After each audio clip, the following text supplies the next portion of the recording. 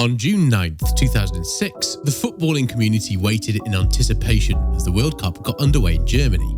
Players like Miroslav Klose, Bastian Schweinsteiger and Michael Ballack were expected to take centre stage. But it was their Mr. Reliable, Philip Lahm, who struck first, with arguably the best World Cup opener in history. Remarkably, the fullback once went an entire year without conceding a foul. But how? Today, we're profiling Lahm himself, so stay tuned. First and foremost, let's take a look at the makings of the man. German legend Lahm first burst onto the scene back in 2002, spending almost his entire career at Bundesliga giants Bayern Munich.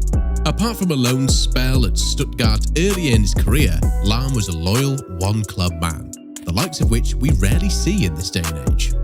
His Bayern Munich debut came in November 2002, but it would be another couple of seasons before he would cement himself as a fixture in the Bayern first team, due to that experience-building loan move.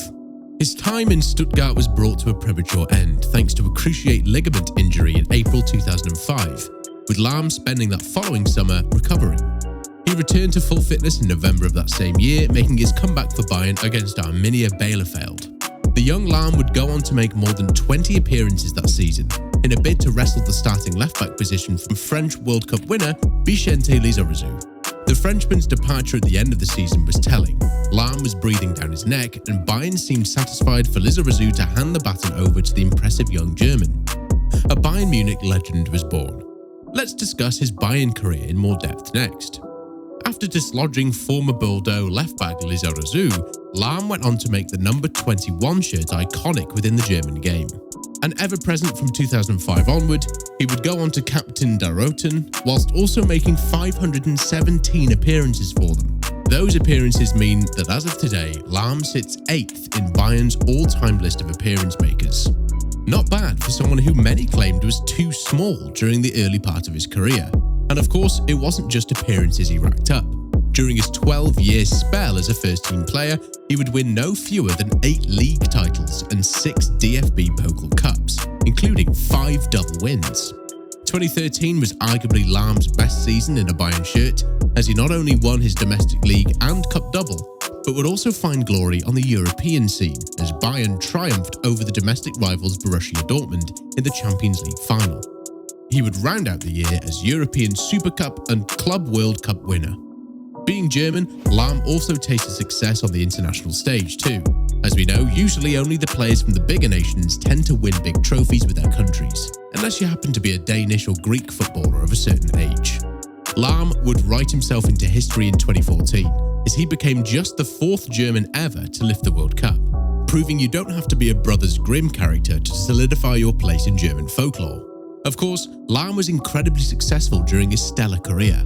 But one stat which stands out, maybe above all, was that the 5-time UEFA Team of the Year member was never shown a red card during his career. A quite incredible statistic for a defender. More on that in a bit. What type of player was he then? You would have been forgiving for thinking that Lahm was a left-footed defender, given how much time he actually spent playing left-back. He was just as comfortable on the right side of a back four, and was actually right-footed, believe it or not.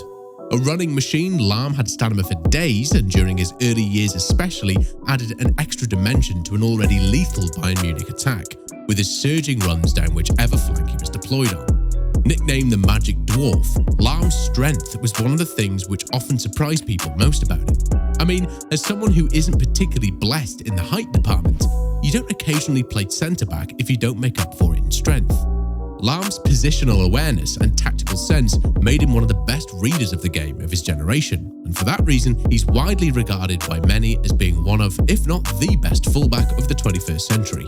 Let us know what you think in the comments. Next up, we're discussing Lahm's choir boy persona. On the surface, going your entire career without seeing a red might not seem overly impressive, even though it should. I mean, plenty of players went through their careers without being given their marching orders. Players such as Michael Platini, Andre Iniesta and Karim Benzema have played their whole careers without incurring the wrath of the man in black. But none of those guys were defenders. Yeah, that's what makes Lahm's feat even more impressive, is the fact that he played in defence, a position which demands players to make several tackles per game. Of course, putting yourself in a position to be continually tackling players means that sometimes you're probably going to miss time one, maybe even become frustrated and take it out on the attacker with a wild lunge. Not Philip Lahm though. The man oozed calmness. You probably think that's impressive, right? Well, what about this one? From September 2014 to October 2015, Lahm went 13 months without so much as even giving a foul away in the league. Not once. His streak was broken in a 0-0 draw with Eintracht Frankfurt, prompting news outlets in faraway lands such as the USA to report on the unbelievable stat. Legendary Italian defender Gaetano Scirea also went through his entire career without being given his marching orders. But the Juventus man definitely gave away a few fouls in his time and cannot claim to have gone more than a year without conceding a free kick. Sadly, Scirea passed away in a car accident shortly after his retirement from a game in 1989. So how did Lahm manage to get through a whole year without a foul? Well, by being incredibly good at what he did. Sounds obvious, doesn't it? And whilst that may come across as a little dismissive, we don't mean to trivialize his abilities in any way. Lahm was a defender with magnificent poise. You'll often hear commentators refer to defenders that are at the top of their game as a Rolls Royce of a footballer. For example, someone like Virgil van Dijk in his prime a couple of years back. But this really was the case for Lahm whilst he was at the peak of his powers. Those powers lasted for about a decade too. Lahm was a defender's defender, a man who simply lived for breaking down moves and marshalling whichever flank he was deployed on, and with the utmost effectiveness. He was also handy going forward too, a consideration which often gets overlooked when people reminisce about him. Classy and skillful in equal measure, Lahm turned tackling into an art, and instead of simply diving in and hoping for the best, a trait we still see even in some of the game's best today, Lahm weighed up every situation, carefully considering where his man was on the field and what he stood to gain by passing in. If he was running into trouble, for example, Lahm could quickly calculate that he didn't need to put a tackle in and needlessly give away a free kick. This was a skill in itself. He wasn't your typical German defender either. He shunned aggressive tackles in favour of accuracy and was a master of nicking the ball from most wingers he came up against. What made this aspect of his game so great was that not only was he clean in the tackle, but he also had the ability to start moves from the back. His awareness was second to none, and Lahm had no problems handing the ball off to the true players in the team, such as Xabi Alonso or his old mate Bastian Schweinsteiger. Is that all there is to it then? Well, on the surface, it would appear that Philip Lahm really was that good. And we're not all suggesting that he wasn't. He was an absolute master of his craft. However, like in most leagues around the world, some German football fans have accused German referees of having an obvious bias towards Bayern Munich. I mean, it's not difficult to see why either. Out of the last 10 Bundesliga seasons, Bayern Munich have won, that's right, 10 titles. Bayern are obviously the most successful team in Germany, which brings with it certain sentiments among loyal fans of other clubs. To understand this, you only have to look at evidence from England during Manchester United's dominance during the 1990s and 2000s. Between 1993 and 2004, just 3 penalties were awarded against United at Old Trafford. That's 3 in more than 200 games. You can draw on your own conclusions as to why some fans might have claimed bias.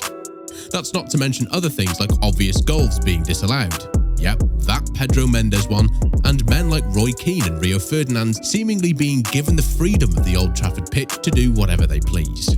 During Lahm's time at Bayern, these sort of claims were never far away, especially from fans of other clubs such as Borussia Dortmund. But whether or not referees actually favoured Bayern and their players has never been proven. Not just from football fans, but players and managers of the so-called smaller teams. That the bigger sides are, maybe subliminally, given the 50-50 decision more often than not. There's probably a modicum of truth to that in all fairness. Using that to diminish Lahm's achievements is probably a touch unfair, however. Of course, Philip Lahm was one of the best defenders ever to grace the game, and considering the fact that he won every trophy available to him, bar the Euros, he deserves to go down in history as one of the game's greats. Where does he stand in your opinion? As usual, thanks for dropping by today, and remember to join us next time when we'll be discussing loads more fun bits and pieces. And why not like and subscribe so you don't miss out on more interesting videos in the future. Bye guys!